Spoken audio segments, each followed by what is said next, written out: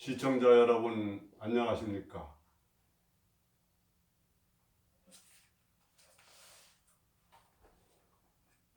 발케 문명사인 신선도의 홍익인간 광화세계를 지향하는 신명나는 우리 역사 제19회는 한국의 역사적 발자취인데 지난주 첫 발해문명국 한국에 이어서 한국에 관한 두 번째 말씀입니다.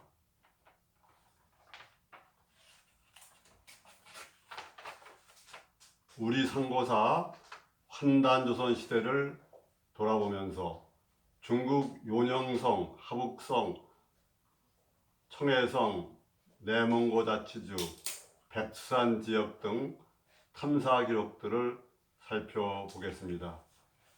저는 2015년경 발케 문명의 하나인 발해연안 문명, 즉 묘화 문명, 홍산 문명 지역을 여순부터 적봉시까지 이렇게 쭉 둘러보고 온 적이 있었습니다. 여기서는 선문대 이영구 교수와 경향신문 이규환 기자가 코리안 루트를 찾아서라는 그러한 역사 탐사 기록서를 냈습니다. 아주 좋은 책인데 여기에서 사해 문화와 흑융화 문화의 탐사 기록을 알아보겠습니다. 사해 문화는 중국에서는 차하이 문화, 흑융화 문화는 식융화 문화라고도 하니까 이 기록에서는 우리나라의 용어와 중국어 용어가 함께 쓰여 있습니다. 대능화 지류인 양화 초입에 자리 잡고 있는 사해는 가장 이른 시기의 신석시대 취락 유적입니다.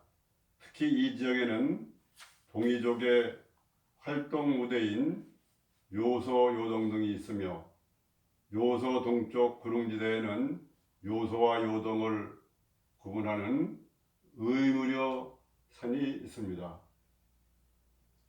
고구려의 건국에 대해서 졸본성에서 했다고 해서 오녀산성을 얘기하기도 하지만 실제로는 이 의무려산이 있는 이곳에 고구려가 처음 도읍했다는 학설도 있습니다. 물론 이 지역의 최초의 문화는 BC 8000년경에부터 시작하는 신랑 문화인데 이것이 중국에서 가장 오래됐다는 황하 문명, 앙소 문화보다 3000년이나 빠릅니다. 그러니까 발해연안 문명이 시작된 신랑 문명부터 쭉 이어져서 한국과 박달국, 단군조선으로 이어지는 우리 동이족 문화를 중국 사람들은 뒤늦게 자기들 문명이라고 갖다 붙이고 동북공정에 이용하고 있는 실정입니다. 8000년 전 이곳에 마을이 들었을 때는 고온 습연했다고 합니다.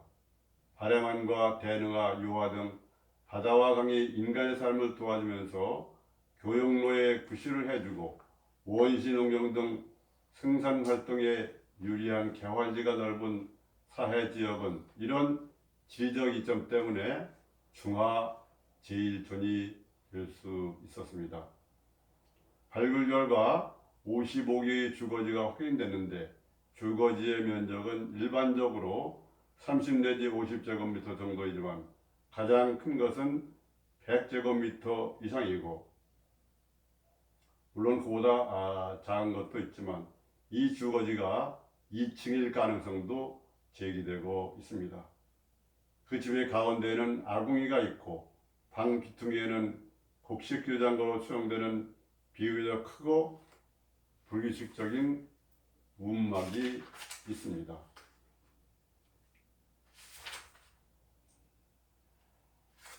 여기에 이 인물이 그 8천년 전 소화수 문화의 사람 인물입니다.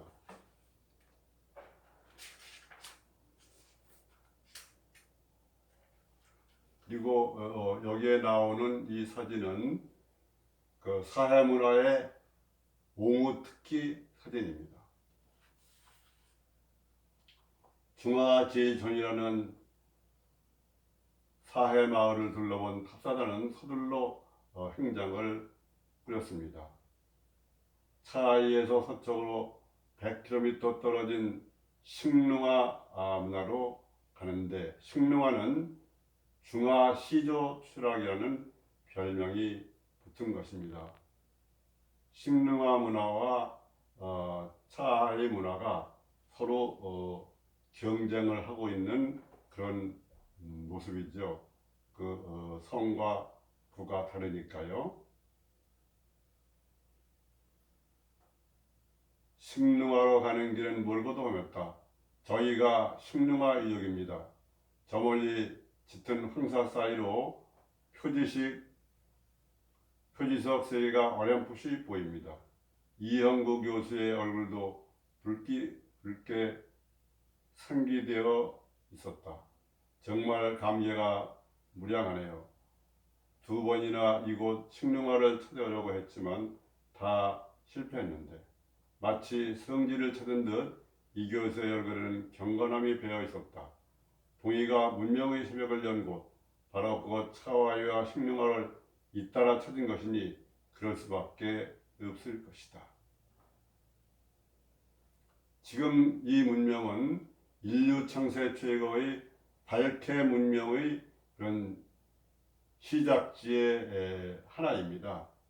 그래서 처음에 이 문명이 발견되었을 때는 중국의 이민이라는 교수는 이것이 조이족 문화, 동이족 문화라고 했습니다. 그러다가 얼마 지나가지고 장박전이라는 학자를 내세워서 중국 정부는 이것이 황제 계통의 전후 고향의 문명으로 중화 문명의 하나다 이렇게 우기고, 그것을 정부의 정책으로 세워서 계속 지금 몰고 나가서 동북공정으로 해가지고 그 문명을 빼앗으려는 그런 위기에 처한 것입니다. 그러나 우리나라 정부나 학계에서는 그에 대한 대비가 너무나 부족하다 이렇게 말할 수가 있습니다. 흑룡화 유적은 내몽고 자치주 우한치 보국 토양 식릉화 마을에서 동남쪽 1300m 떨어진 곳에 자리 잡고 있습니다. 1982년에 발견된 식릉화 유적은 중국 100대 고고학 발굴에 포함될 만큼 중요한 유적입니다. 그런데 유적 밀집 범위가 166 내지 186m에 불과한 식릉화 유적이 왜 중화시조 취락이라는 명성을 얻었을까? 중국에서는 1983년부터 94년까지 식릉화 유적을 7차례나 발굴한 조사단은 깜짝 놀랐습니다. 무려 175개의 주거지가 마치 현재 도시계획으로 조성한 주택단지처럼 드러나는 것입니다.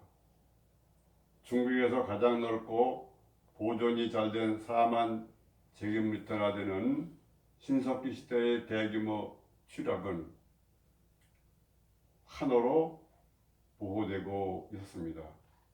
초기 형태의 집들이 대부분 원형 안에 집중되어 있는데, 주거지의 총 규모는 최대 지름이 183m이고 최소 지름은 166m 정도인데, 이 주거지는 모두 10개의 열을 지어 조성되어 있으며 각 열마다 10기 이상의 방이 질서정연하게 배치되어 있다고 합니다.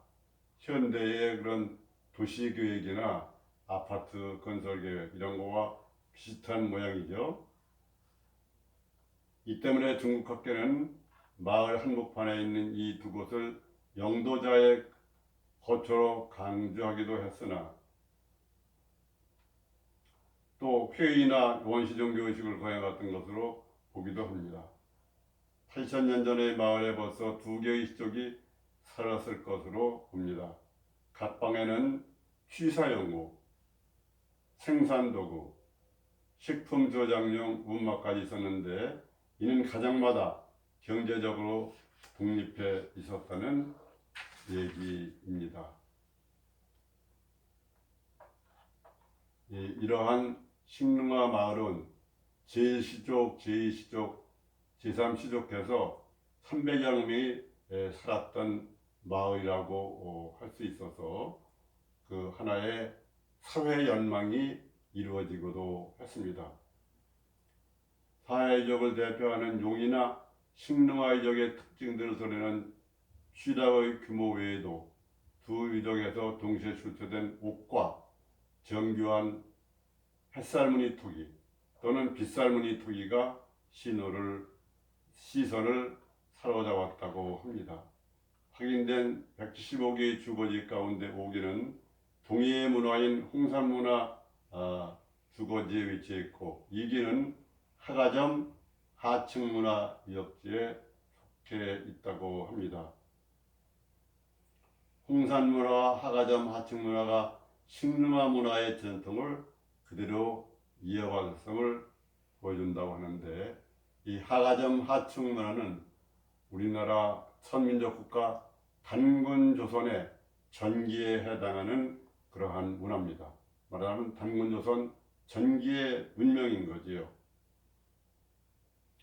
또 차하의 식능화에서 발견된 옥들과 똑같은 것이 최근에 7,000년이나 된 한반도 동해안 중부 강원도 고성군 문암리의 유적에서도 나왔다는 사실은 우리가 주목해 봐야 하고 옥은 고귀한 사람들의 전유물이었고 그것을 다듬는 전문가들은 농사 같은 기본적인 결정을 하지 않으면서 이러한 옥문화를 매개로 계급이 분화되었고 경제활동에 있어서도 분업이 활발하게 이루어졌음을 보여줍니다. 또 차하의 식능화 문화에서 집중적으로 나오는 빗살무늬 태국 계통의 토기들입니다. 중국인 수빙치는 차하의 식능화에서 발견된 빗살무늬 토기를 두고 묘화 문명을 꽃피운 홍산문화의 근원이 중원에 있다는 믿음이 깨졌다고 탄식하면서도 중원 화나와 동북성 식능화의 신석기 문화는 서로의 특색을 간직한 채 발견했으며 두 곳 모두 중화민족의 발상지라는 식으로 터무니없이 연결하고 있습니다. 하나는 황하 문명은 중화민족의 문명이고 식능화 문명은 우리 동이족 한민족의 문화인 것이죠. 햇살무늬 토기 문화는 세계적으로 공인된 것처럼 한반도 신석기 시대의 문화임은 세계사학이 다 인정하는 바와 같습니다. 다음엔 BC 5200년 내지 5000년 시대의 부하 문화인데 위치는 적봉시에서 북쪽의 통려시, 파림작이 부하구문 금구산, 남영가 영자 유적이다. 여기서는 150여 개 주거지 흑살무늬 토기와 가지자 무늬 토기가 많이 발견되었고 여기선 아시아에서 가장 오래된 점치는 뼈, 복골이 발견되는데 특히 거북뼈 껍데기와 동물 어깨뼈 등으로 그러한 점치는 도구를 만들어서 점을 쳤다고 합니다. BC 5000년경부터 4400년까지 교보구 문화가 이를 이었는데 적봉시 오한기 교보구촌에서 발견된 9만 평방미터의 유적지에서 회갱 140여 개가 발견되는데 여기에는 용해 문화와 봉황의 봉자, 용봉 문화가 함께 발견되어서 용봉문화의 근본이 동이족인 한민족일 것이라는 것이 확실히 알려졌는데, 신령한 옥수령, 저수령, 조수령 등의 새 도안과 근 봉황 모양의 토기 이런 것이 발견되어서 우리 이 동이족의 한민족 문명이 찬란했음을 알려주는데, 진화인들은 이를 중화 제일봉이라 명목을 붙이고 있습니다. 이러한 홍산문화 전기를 보면은 적봉, 조양, 능원, 객자, 건평 등을 중심으로 유적지들이 분포되어 있는데, 홍산문화 만기로서 BC 3500년 내지 BC 3000년의 문화는 우화량 유적으로 거대한 원방각의 천재단, 여신묘, 적신총이라는 삼위일체의 거대한 유적을 갖추고 초지기 문명 국가 단계에서 나타내는 홍산이고, 지역도 붉은 산인 적봉산이어서 밝게, 즉 밝은 태양 문화임을 잘 표현하고 있습니다. 이들 문화는 환국의 후기, 박달구로 넘어가는 환흥천왕의 박달국 건국 신화와 연결됩니다.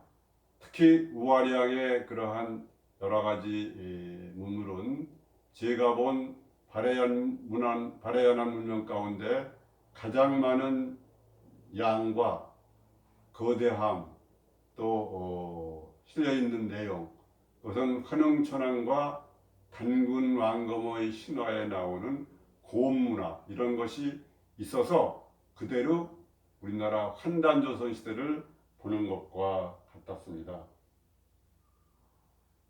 이 우아량 문화에 이은 적봉시 소화현 문화는 동서병기여서 청동기 시대인 하가점 하층문화인 단군조선 시대로 접어들면서 하가점 상층문화는 단군조선 후기 문화에 해당한다고 말할 수 있습니다. 하가점에 문화가 층층으로 쌓여 있는 거죠. 먼저 단군조선 전기의 문화가 있는 위에 그것이 덮이고 난 후에 그 바탕 위에서 단군조선 후기 문화를 열었던 것이라고 말할 수 있습니다. 중국은 정부의 정책으로 이러한 발해연한 문명을 자기들 문명이라고 하고 동북공정으로 전부 자기들 문명으로 이렇게 이접시키면서 뺏어가려고 하는데, 우리나라의 정부는 거의 그 관심이 없고, 학자들도 강단사 학자들 중에는 별로 관심 있는 사람이 별로 없는 게 참 안타까운 일입니다. 그 가운데서도 발해연한 문명을 쓴 우시라 교수라든지 이영구 교수, 또 부산대학교의 고고학자 안춘배 교수, 이런 분들은 다 그 문명이 우리 동이족, 한민족 문명이라고 확언하고 있습니다. 우시라 교수는 왜 지금 고조선 문명인가에서 묘화 문명의 발전과 한반도 그리고 우화량 홍산 문화의 부분을 살펴보면은, 하나는 편두, 태어났을 때 어린이 머리를 이렇게 눌러서 편두가 편편한 머리가 되게 한다는, 우리가 가야 문화에서 많이 봤죠. 그 다음에 또 하나는 그 사람이 죽은 다음에 만드는 묘지를 적석묘와 계단식 적석총, 그 다음에 하나 둘 셋 넷 다섯 여섯 여덟 아홉 열 할 때 그 숫자 중에 13, 회삼기일 이런 것처럼 삼수 문화가 우리 민족의 문명을 대표하는, 천주경에 아마 나오는 것은 천지인, 원방각 이런 것이 다 그 삼수 문화고, 중국은 2, 4, 8 이런 것을 좋아하는 문화로 완전히 다르죠.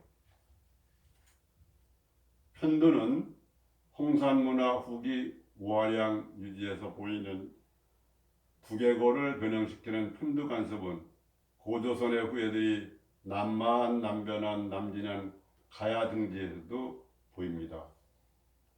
이건 역시 묘화 문명 지역과 한반도의 연관성을 잘 보여주고 있습니다. 홍산문화 후기 우아량 유지에서 발견된 인걸 가운데 두개골이 남아있는 남저 두개골 총 17개 중 76%에 달하는 13개의 남녀 두개골이 모두 편두입니다. 이로부터 남녀가 모두 편두를 하였음을 알 수 있습니다. 삼국지, 위서, 동이전에는 진한 사람들도 어릴 때 편두를 했다는 기록이 남아 있습니다. 진한 사람들은 어린아이가 출생하면 곧 돌로 머리를 눌러 납작하게 만들려 하기 때문에 지금 진한 사람들 머리는 모두 납작하다는 것입니다. 한반도에서는 고고학 자료로 가야시대인 2, 3세기 무렵 김해시 이한리 고분유적에서 이미 많은 편두 인골이 확인되었는데 여기는 변한 지역이죠. 그러니까 진한 변한뿐 아니라 흉노, 가야, 신라, 마한, 일본 등의 편두 전통이 이미 이 발해열한 문명과 연결되어 있다는 것을 알 수가 있습니다. 유화 문명 쪽에서 남아한 은나라 주도 세력들은 이 은나라나 송나라 이런 것들 우리 동이족이 세운 나라이죠. 편두를 했을 것으로 보이는데 은나라 각걸문에는 머리가 기울 열자가 등장한다. 현재는 거의 사용되지 않는 한자지만 두개골의 편두로 인해 기울어진 것을 상징한 열자는 최초 형태인 갑걸문 청동기에 새겨진 금문 한자가 통일된 진나라 시기 소전에서 만든 그런 형태로 편두로 변형된 그런 머리를 한 사람 형상의 상형문자라고 할 수 있습니다. 우시라 교수는 홍산문화 시기부터 보이는 편두 전통이 은나라, 흉노, 또 고조선으로 이어지고 남마한, 남진한, 남변한을 통해서 가야, 신라, 일본으로 이어진 것으로 보고 있습니다. 다음은 우시라 교수의 적성묘 이론인데 홍산문화에서는 적성묘가 보편적인 묘제가 되었고 특히 한 변이 20 내지 30m에 이르는 거대한 3층 계단식 적석총이 최초로 나옵니다. 토광적성묘, 석관적성묘는 이미 흥룡화 문화 백음장안 유지에서 출현했고 대부분 토광묘였고 적성묘는 보편적인 묘제는 아니었습니다만은 그 후에 여러 형태의 적성묘가 보편적인 묘제로 주도를 이루고 상대적으로 큰 대양을 거는 거기다가 외부가 3층 계단식 적석총이라는 것입니다. 우아량 유지에는 홍산문화 후기의 거대한 적석총들이 밀집되어 있고 거기에는 여러 가지 옥제품이라는 것이 많이 묻혀 있었습니다. 그래서 이러한 묘제는 몽골 초원과 중앙아시아의 지역, 흉노, 돌궐무덤으로 만주일대 하가점 하층문화, 하가점 상층문화 등의 각종 청동시대 무덤, 그리고 고조선, 고구려, 백제가야, 신라, 발해일기까지 한반도에서 지속적으로 이어졌다고 말할 수가 있습니다. 다음 우시라 교수의 삼수문화 세계관은 홍산문화에서 보이는 천지인 관념,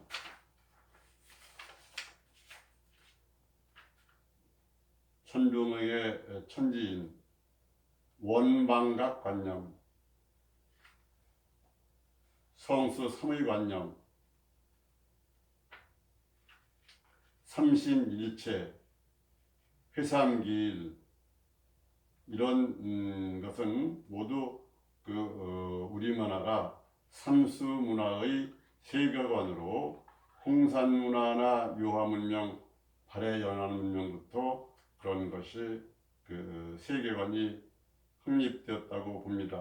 후에 신선사상, 도가사상, 황로학, 도교 등에도 그대로 전수되면서 중국은 2, 4, 8 문화가 싹트고 한반도 문화는 그게 신선도, 천신교, 신교, 무교든지 풍류교, 풍류도, 대종교, 천도교 등 민족종교에 그대로 전승되어서 삼과 일의 숫자를 좋아하는 민족 문명으로 발전하게 됩니다. 오늘은 한국의 역사적 발자취를 살펴봤습니다. 시청자 여러분 감사합니다.